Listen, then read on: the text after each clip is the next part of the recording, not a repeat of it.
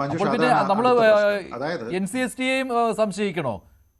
അവിടെയാണ് അടുത്ത പ്രശ്നം. അതായത് നമ്മൾ മധ്യപ്രദേശ് ഗവൺമെന്റിനെ ഏതെങ്കിലും തരത്തിലുള്ള രാഷ്ട്രീയത്തിന്റെ പേരിൽ നമ്മൾ അങ്ങനെ പറഞ്ഞാൽ NCST എന്ന് പറയുന്ന ഷെഡ്യൂൾഡ് ട്രൈബ് വിഭാഗത്തിലുള്ള ആൾക്കാരുടെ താല്പര്യം സംരക്ഷിക്കുന്നതിന് വേണ്ടി എസ്റ്റാബ്ലിഷ് ചെയ്തിരിക്കുന്ന ഒരു ബോഡി ഒന്നും കാണാതെ ഇത് ചെയ്തുവെന്നോ, അല്ലെങ്കിൽ അവിടെ തീവ്ര ഹിന്ദുത്വ ആൾക്കാരുടെ സ്വാധീനം കാരണം അവർ ചെയ്തു എന്ന് പറഞ്ഞു കഴിഞ്ഞാൽ നമുക്ക് എല്ലാ കാര്യത്തിനും അങ്ങനെ പറഞ്ഞുകൂടെ?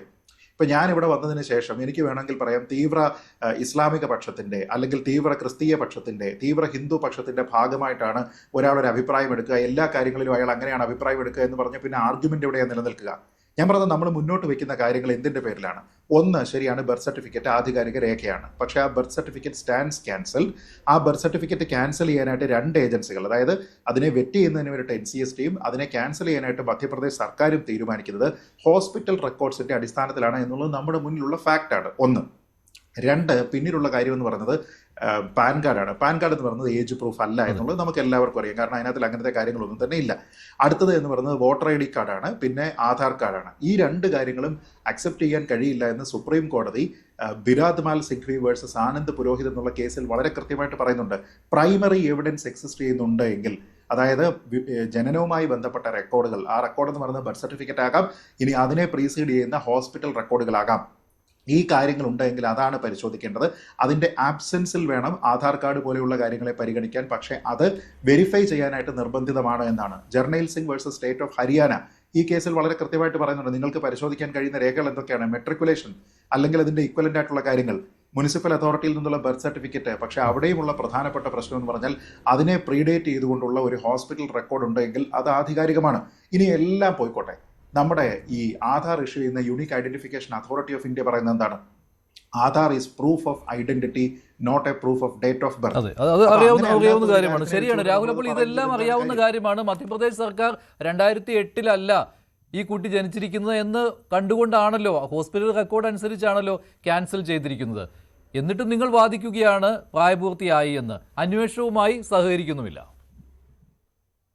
ആര് സഹകരിക്കുന്നില്ല? ഇത് വെറുകയോടെ മടങ്ങിപ്പോയി മധ്യപ്രദേശ് സർക്കാർ.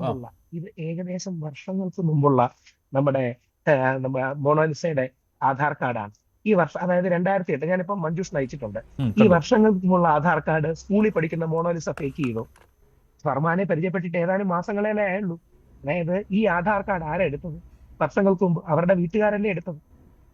ഈ ആധാർ കാർഡ് എടുത്തതാരാ? ആധാർ കാർഡ് പ്രൂഫ് അല്ലെന്ന് സീത് ഭായ് പറയുന്നത് വളരെ കറക്റ്റാണ്. പക്ഷേ ഈ സ്കൂളിൽ പഠിക്കുന്ന കാലത്ത് നിങ്ങളുടെ ആധാർ കാർഡ് എടുത്തത് വേറെ ആരെങ്കിലും ആണോ?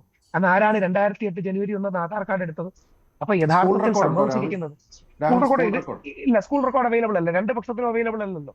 2 പക്ഷത്തിനും അവൈലബിൾ അല്ല. സ്കൂളിൽ പഠിക്കുന്ന സമയത്ത് എടുത്തിരിക്കുന്ന ആധാർ കാർഡാണ്, പക്ഷേ സ്കൂൾ റെക്കോർഡ് ഇല്ല.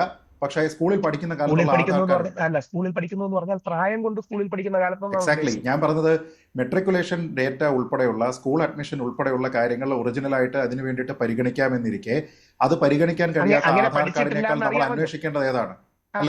ഇനി 2008 ജനുവരി 1 ബർത്ത് സർട്ടിഫിക്കറ്റ് ആരാണ് ഒപ്പിട്ട് കൊടുത്തിരിക്കുന്നത്? 2008 ജനുവരി 1 എന്ന ഈ പെൺകുട്ടിയുടെ ബർത്ത് സർട്ടിഫിക്കറ്റ് ആരാണ് ഒപ്പിട്ട് കൊടുത്തിരിക്കുന്നത്? ആരുമല്ലല്ലോ. അവിടത്തെ, കൃത്യമായി പറഞ്ഞാൽ അവിടത്തെ ചീഫ് മുനിസിപ്പൽ ഓഫീസർ മഹേശ്വറിന് തന്നെയാണ്. ഈ സർട്ടിഫിക്കറ്റ് വേറെ ആരുണ്ടാക്കിയെന്നാ പറയുന്നത്? ഫർമാൻ ഖാനെ കാണുന്നതിന് മുമ്പുള്ള ബർത്ത് സർട്ടിഫിക്കറ്റ് അല്ലേ ഇത്? ഈ 18 വയസ്സ് പോലും തികഞ്ഞിട്ടില്ലാത്ത മോണോലിസ ഈ വ്യാജ ബർത്ത് സർട്ടിഫിക്കറ്റ് ഉണ്ടാക്കിയെന്നാണോ നമ്മൾ അനുമാനിക്കേണ്ടത്? അതായത് ഫർമാൻ ഖാനെ പരിചയപ്പെട്ടിട്ട് ഏതാനും മാസങ്ങളല്ലേ ആയുള്ളൂ. അപ്പോ യഥാർത്ഥത്തിൽ ഈ ബർത്ത് സർട്ടിഫിക്കറ്റ് ആരുണ്ടാക്കി? ബർത്ത് സർട്ടിഫിക്കറ്റ് ഇഷ്യൂ ചെയ്തിരിക്കുന്ന വർഷം ഏതാണ്? ബർത്ത് സർട്ടിഫിക്കറ്റ് ഇഷ്യൂ ചെയ്യുന്ന 2025 5/6/2025. അപ്പൊ അത് കഴിഞ്ഞ വർഷം, കഴിഞ്ഞ ജൂണിൽ. ഒരു വർഷം ആയിട്ടില്ല. ഒരു വർഷം ആയിട്ടില്ല. അതെ, കഴിഞ്ഞ ജൂൺ. അപ്പൊ പിന്നെ അതിന്റെ റെലവൻസ് ഞാൻ നേരത്തെ പറഞ്ഞ റെലവൻസ് ഈ ഒരു ആവശ്യത്തിന് വേണ്ടി തയ്യാറാക്കിയതാണെന്ന് സംശയിക്കാൻ ഉതകുന്ന രീതിയിലാണ്. രാഹുൽ ഈശ്വർ പറയുന്നത് പോലെയല്ല, ഞാൻ പറയുന്നത് കേൾക്കൂ. അതായത് സംശയിക്കാൻ കഴിയുന്ന ഗ്രൗണ്ട്സ് ഇതിൽ ഉണ്ടോ എന്ന് ചോദിച്ചാൽ ഉണ്ട് എന്നതിനെ സ്ഥാപിക്കാനാണ് ഞാൻ പറഞ്ഞത്. ബാക്കി തിരിച്ച് സംശയിക്കാൻ കഴിയുന്ന ഗ്രൗണ്ട്സ് എന്താണ്? യഥാർത്ഥത്തിൽ അതിനുശേഷം ഈ പെൺകുട്ടിയുടെ വിവാഹത്തെയും കുടുംബത്തെയും തകർക്കാനായി ഇവർ ചെന്ന് മാരേജ് സർട്ടിഫിക്കേഷൻ ക്യാൻസൽ ചെയ്തു. അല്ല, സോറി, ബർത്ത് സർട്ടിഫിക്കേഷൻ ക്യാൻസൽ ചെയ്തു.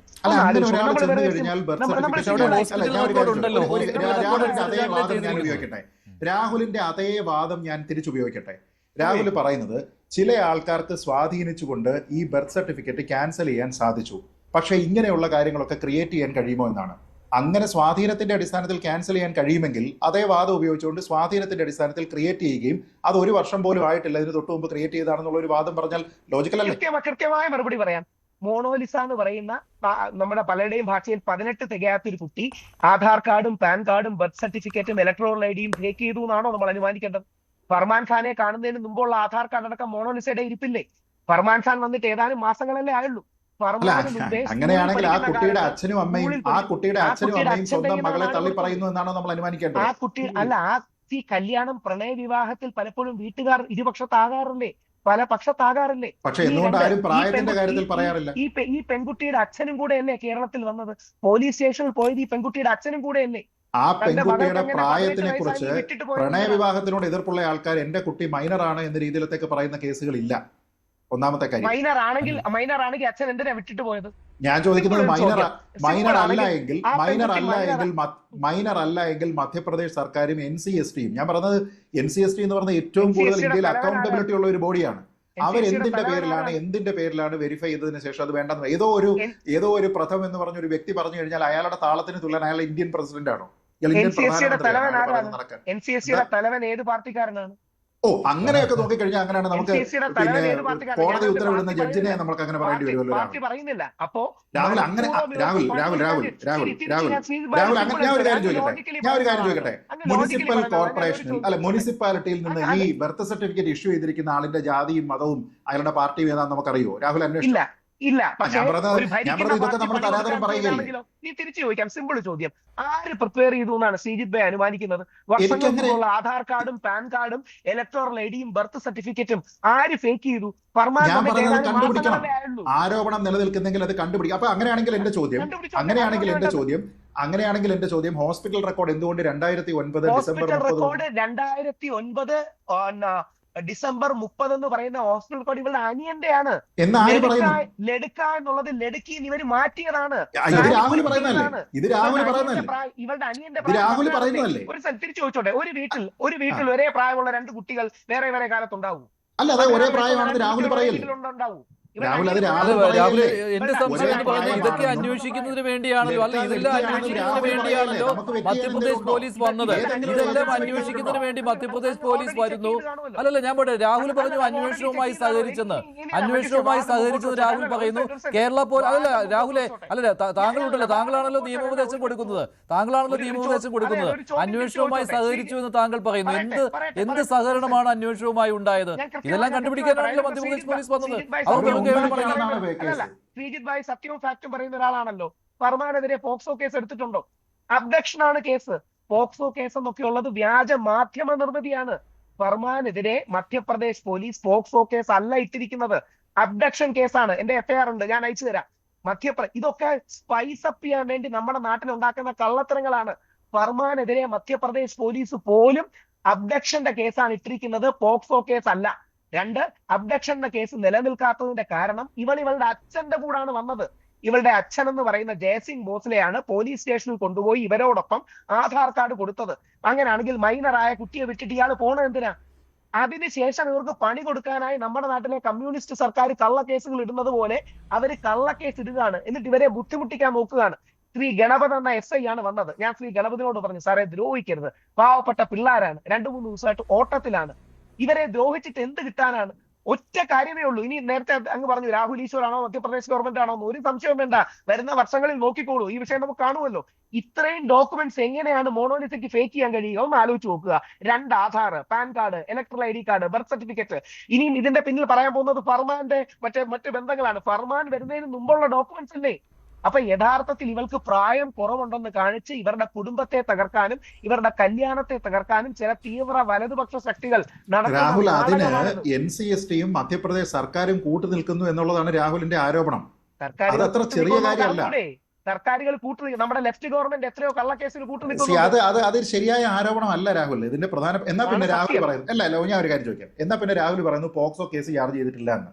അങ്ങനെയാണെങ്കിൽ അവർക്ക് പോക്സോ കേസ് അങ്ങ് ചാർജ് ചെയ്താൽ പോരെ? ഇത്രയും NCST അങ്ങനെ സജസ്റ്റ് ചെയ്തിട്ടുണ്ടല്ലോ. പോക്സോ കേസ് എടുക്കണമെന്ന് ആ റിപ്പോർട്ടിൽ തന്നെ പറയുന്നുണ്ടല്ലോ. പോക്സോ കേസ് എടുക്കണമെന്ന് പറഞ്ഞിട്ടുണ്ടല്ലോ. ഇല്ല, പോക്സോ കേസ് ഇല്ല. പോക്സോ കേസ് എടുക്കണമെന്ന് ശുപാർശ ചെയ്തിട്ടുണ്ട്. ശുപാർശയല്ലേ ചെയ്തിട്ടുള്ളത്, എടുക്കാത്ത എന്താ? അതാണ് ശ്രീത് ചോദിച്ചത്. അങ്ങനെയാണെങ്കിൽ ഇത്രയും രാഷ്ട്രീയ സമ്മർദ്ദത്തിന് വഴിപ്പെട്ടിട്ടുണ്ടെങ്കിൽ അതുകൂടി അങ്ങ് എടുക്കാമായിരുന്നല്ലോ. റീസൺ കൃത്യമായി പറയാം, അങ്ങ് അറിഞ്ഞിരിക്കണം. എടുക്കാത്തതിന്റെ റീസൺ, ഇവിടെ വന്ന് ഇവരെ അറസ്റ്റ് ചെയ്തുകൊണ്ട് പോകാൻ പറ്റില്ല. അബ്ഡക്ഷൻ ഇട്ട് കഴിഞ്ഞാൽ മൈനർന്ന് ക്ലെയിം ചെയ്ത് ഇവരെ റിക്കവർ ചെയ്ത് കൊണ്ടുപോകാൻ വേണ്ടിയാണ് മധ്യപ്രദേശ് പോലീസിന്റെ ടീം വന്നത്. കൃത്യമായി നമ്മുടെ കാളിരാജ് അടക്കമുള്ള കമ്മീഷനോട് സംസാരിച്ചിട്ട് ഇവരുടെ റിക്കവറി കേസ് ആണെങ്കിൽ നടക്കുമെന്ന് പറഞ്ഞാണ് വന്നത്. അപ്പൊ ഇവർ ഓൾറെഡി ഹൈക്കോടതി പോയി നോട്ട് ടു അറസ്റ്റ് മേടിച്ചിട്ടുണ്ട്. അപ്പൊ ഇവർ പറയുന്നത് ഞങ്ങൾക്ക് അറസ്റ്റ് ചെയ്യേണ്ട, റിക്കവർ ചെയ്ത് കൊണ്ടുപോകാനെന്ന ഗ്രേ ഏരിയയിലെ കള്ളത്തരം പറഞ്ഞാണ് വന്നത്. ഇല്ലില്ല, പോക്സോ ചാർജ് ചെയ്ത് കഴിഞ്ഞാൽ അവരെ കൂടുതൽ ബുദ്ധിമുട്ടിക്കുകയും പോക്സോയുടെ കേസിലും റിക്കവർ ചെയ്യാനുള്ള സാധ്യതയുണ്ട്. കാരണം കസ്റ്റോഡിയൻ ഈസ് ഗവൺമെന്റ്. അല്ലാതെ അങ്ങനെയല്ല, രാഹുൽ പറഞ്ഞതുപോലല്ല. അബ്ഡക്ഷൻ ആണെങ്കിലും പോക്സോ ആണെങ്കിലും ഇപ്പൊ ഞാൻ ഈ പറഞ്ഞ പോലെ ഇവരുടെ മാരേജിനെ തകർക്കുകയും ഫർമാൻ ഖാനെ അനാവശ്യമായിട്ട് ഒരു മതത്തിന്റെ പേരിൽ പീഡിപ്പിക്കുകയും ചെയ്യാനാണെങ്കിൽ easiest option is POCSO. Rahul തന്നെ പോക്സോ നിൽക്കൂല. അപ്പൊ അബ്ഡക്ഷൻ നിൽക്കുവോ? അല്ലല്ല, അപ്പൊ അബ്ഡക്ഷൻ നിൽക്കുവോ? പെൺകുട്ടി അച്ഛന്റെ കൂടെയാണ് വന്നിരിക്കുന്നത് എന്ന് പറയുമ്പോൾ ഫർമാൻ ഖാനെതിരെയുള്ള അബ്ഡക്ഷൻ നിലനിൽക്കുവോ? അതെങ്ങനെ? എന്നാ പിന്നെ നിൽക്കാത്ത എന്നാ പിന്നെ നിൽക്കാത്ത അബ്ഡക്ഷൻ മാത്രമേ ഇടാവൂ, നിൽക്കാത്ത പോക്സോയും കൂടെ കിട്ടുമോ? അതോ നിൽക്കാത്ത ഒരെണ്ണം മാത്രമേ മധ്യപ്രദേശ് പോലീസ് ഇടൂ എന്നാണ് ഞാൻ ചോദിക്കുന്നത്. അതാണ് രാഹുൽ പറയുന്നത്. അത് എന്റെ ചോദ്യമാണ്. അല്ലല്ല, എന്റെ ചോദ്യമാണ്. രാഹുൽ പറയുന്നത് അങ്ങനെ. എന്റെ ചോദ്യമാണ് രാഹുലിനോട്. താങ്കൾ പറഞ്ഞിരിക്കുന്ന അനുസരിച്ച് മധ്യപ്രദേശ് ഗവൺമെന്റിനെയും NCSTയെയും ഉപയോഗിച്ചുകൊണ്ട് ഇവരെ ഇങ്ങനെ ബുദ്ധിമുട്ടിക്കുന്നതിന് വേണ്ടിയും ഫർമാൻ ഖാനെ ഒറ്റതിരിഞ്ഞ് മാറ്റി നിർത്തിയതിനു ശേഷം മതത്തിന്റെ പേരിൽ കൂടി തീവ്ര ഹിന്ദുത്വ ശക്തികൾക്ക് ആക്രമിക്കുന്നതിനും അതാണ് ഇവരുടെ ഉദ്ദേശമെങ്കിൽ ഈസിയസ്റ്റ് ഓപ്ഷൻ ഈസ് പോക്സോ. എന്തുകൊണ്ടിട്ടില്ല എന്നുള്ള എന്റെ ചോദ്യമാണ്. അത് രാഹുൽ എന്നോടല്ല ചോദിക്കേണ്ടത്. അങ്ങനെയാണെങ്കിൽ അബ്ഡക്ഷൻ നിലനിൽക്കുവോ? അങ്ങനെയാണെങ്കിൽ അബ്ഡക്ഷൻ നിലനിൽക്കുവോ? എന്നാ പിന്നെ രണ്ടും നിൽക്കാത്ത രണ്ടും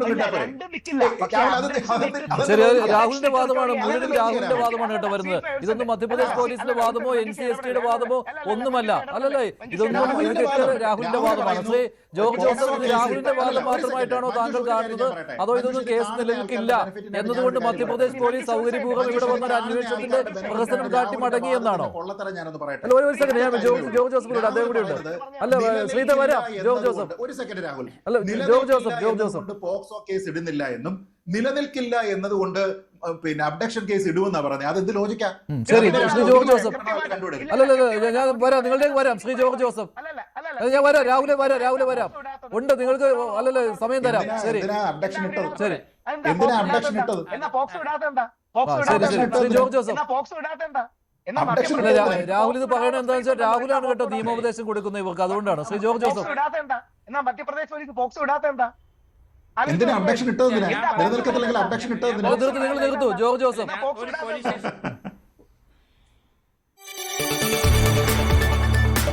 കൂടുതൽ വാർത്തകൾക്ക് News 18 Keralam YouTube channel subscribe ചെയ്യുക.